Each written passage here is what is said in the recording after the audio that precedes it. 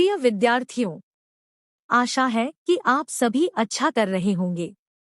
आज हम first year के दूसरे semester BA program with political science as major discipline के पेपर भारतीय सरकार और राजनीति के बारे में चर्चा करने जा रहे हैं।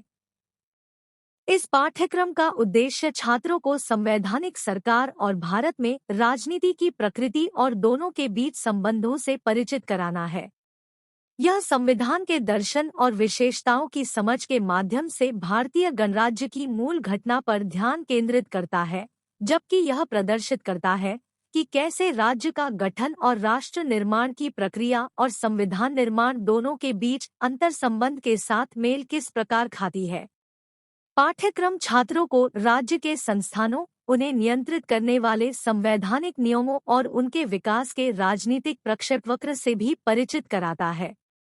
उसके बाद पाठ्यक्रम भारतीय राजनीति की प्रकृति पर हावी विभिन्न राजनीतिक प्रक्रियाओं के साथ परिचित होने के माध्यम से आगे बढ़ता है, जिसमें भारतीय राज्य के विकास प्रतिमान पर प्रतिबिंब और भारतीय राज्य के चरित्र पर एक महत्वपूर्ण परिप्रेक्ष्य शामिल है।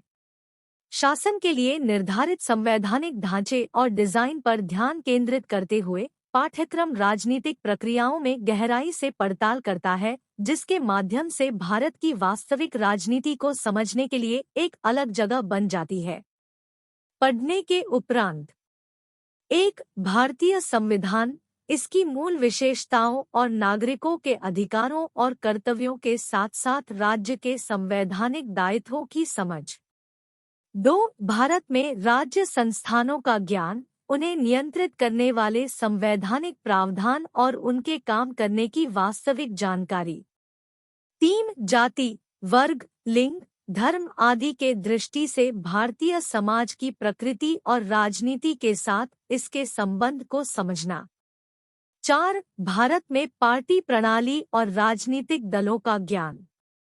5. भारत में विकास बहस और सामाजिक आंदोलनों के साथ इसके संबंध के बारे में जागरूकता।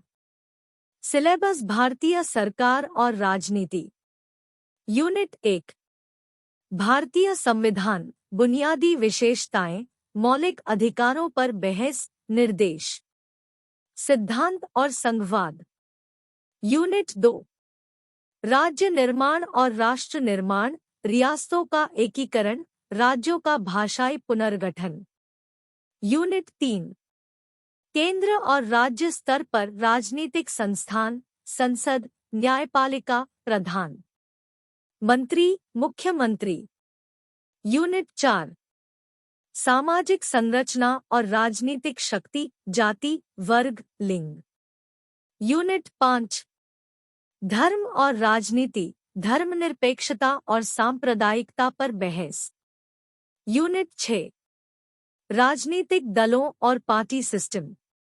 यूनिट 7 विकास रणनीतियाँ, नियोजित अर्थव्यवस्था, नवोदारवादी पुनर्गठन। यूनिट 8 सामाजिक आंदोलन, श्रमिक, किसान, पर्यावरण और महिला आंदोलन।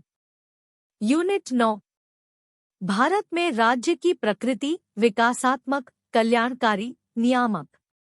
धन्यवाद।